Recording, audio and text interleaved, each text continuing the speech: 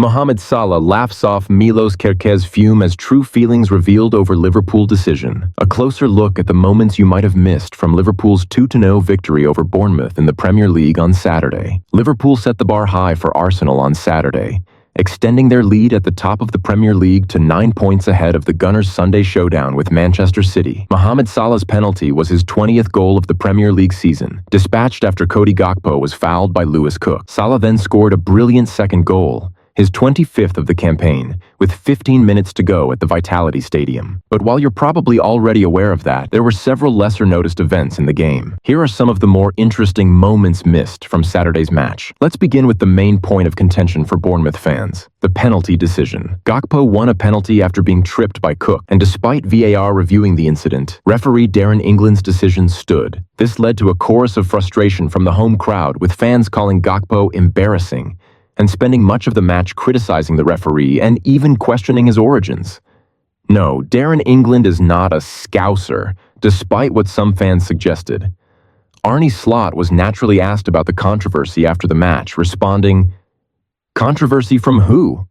Online, there's always controversy, especially from fans who aren't supporting Liverpool." He continued, "The only thing I can say, and I haven't seen it back, is that one of my players is in a clear one-on-one with the goalkeeper and is going down. Either he's diving or he's being fouled. If he's fouled, it's a penalty for me."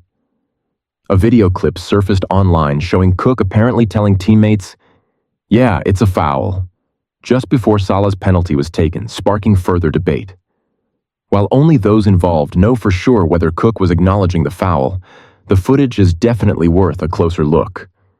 If Milos Kerkez was hoping to impress with his performance, given recent speculation linking him to a move to Liverpool, he certainly gave it his all.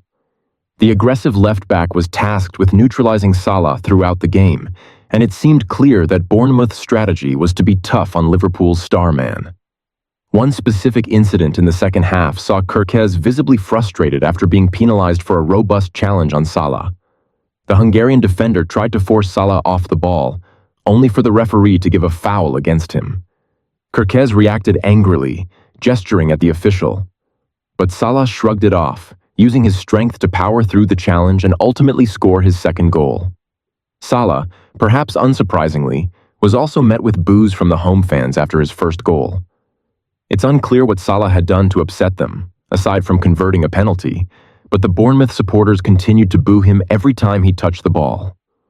While the fans' frustrations might have been understandable had Salah been the one to win the controversial penalty, he was simply doing his job in scoring from the spot.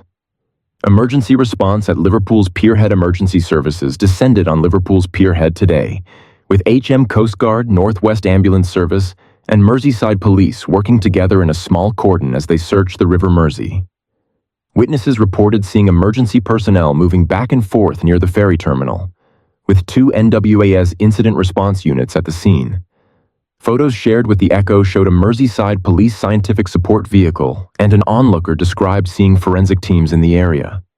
The timing of the incident is unclear, but one person claimed something had been found in the water. A bystander said they saw a man being rescued from the water and walking to an ambulance afterward. When contacted by the Echo, a spokesperson for HM Coast Guard stated that Merseyside Police was leading the response, and no official explanation has been given yet. The emergency teams cleared the area around 2 p.m. What's next for Leeds Street's sorry site? Back in June 2016, ambitious plans to build 3 residential towers on the edge of Liverpool city centre were unveiled.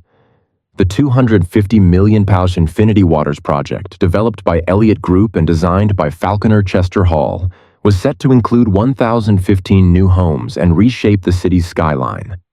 However, almost a decade later, the development remains incomplete. A partially built platform that was meant to become an elevated garden stands on site, while the concrete frame of the middle tower is still visible, towering over nearby buildings on Leeds Street. One commuter who drives past the site every day told the Echo, "It's disheartening to see this area so run down. This road should be a gateway into the city center, but instead, it looks derelict." Just a short distance away, new apartments are Jeepalgeepkiyas. Very few players can do that. BBC Pundit amazed by stunning moment from Liverpool star.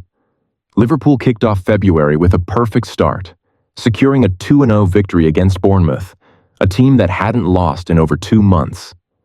Once again, Mohamed Salah proved to be the match winner for the Reds, scoring both goals at the Vitality Stadium. It was a hard-fought win, with the Cherries putting up a strong fight, but Liverpool managed to earn all 3 points. Salah reached 20 Premier League goals for the season with a first-half penalty, which was the subject of some debate. He then added a second in the 75th minute, scoring with a brilliant strike that curled around Milos Kerkez and into the far corner of Kepa Arrizabalaga's net, sealing the result. Pat Nevin, speaking on BBC Radio 5 Live, was left in awe of Salah's second goal, praising the 32-year-old's performance overall. Richard Hughes's attendance sparks transfer speculation. Richard Hughes, Liverpool's sporting director, was spotted at the Vitality Stadium during the match, and it's likely his presence wasn't just as a spectator. After watching Salah's performance, it's hard to imagine Hughes won't do everything he can to prevent the 32-year-old forward from leaving on a free transfer this summer. Liverpool fans will recall comments from the Reds' sporting director in January, where he discussed the club's strategy in the transfer market, which has raised some questions. "I know some people are puzzled because we haven't made many moves in the transfer market, both in the summer and now in winter. There's a reason for that. We're content. But we are definitely planning to strengthen in the summer," Hughes remarked. Given that Liverpool currently sit at the top of the Premier League, with a 9-point lead over second-place Arsenal at the time of writing, there's some justification for Hughes's stance. Of course, there's always room for improvement, and his comments hint at plans for further reinforcements in the upcoming summer window. Only time will reveal just how much of a transformation Liverpool will need as they look to stay ahead of the competition. Is Richard Hughes eyeing new targets? Opta Sport commentators noticed Richard Hughes at the Vitality Stadium over the weekend, and it's possible he was simply enjoying a return to a familiar place where he once had significant success. However, it's also likely he was there to keep an eye on potential Liverpool targets, including Antoine Semenyo and Milos Kerkez. The left-back position is a priority for the Reds, with speculation growing that they'll look to strengthen this area in the summer. There's also the potential need for reinforcements on the right side if Trent Alexander-Arnold decides not to extend his contract, which is set to expire this summer. Liverpool eye 75 Pinada's move for Anthony Gordon. Liverpool are reportedly planning to revive their pursuit of a player they almost signed last summer. Back in July, the Reds had agreed to pay $75 million to sign Anthony Gordon from Newcastle, with Joe Gomez set to move in the opposite direction for $45 million. However, Newcastle pulled the plug on the deal after resolving their concerns regarding the Premier League's profit and sustainability rules through other sales. According to Caught Offside, Liverpool will turn their attention to Gordon once again if Mohamed Salah were to leave the club, especially given the ongoing interest from the Saudi Pro League in the Egyptian forward. Newcastle, despite Gordon signing a new contract with them in October, may still face pressure to sell key players, depending on how their season plays out. If they fail to qualify for next season's Champions League, they could be forced to make some high-profile sales. With Liverpool still keen on bringing Gordon to Merseyside, his future at St James's Park could depend on how the Magpies fare in the second half of the season.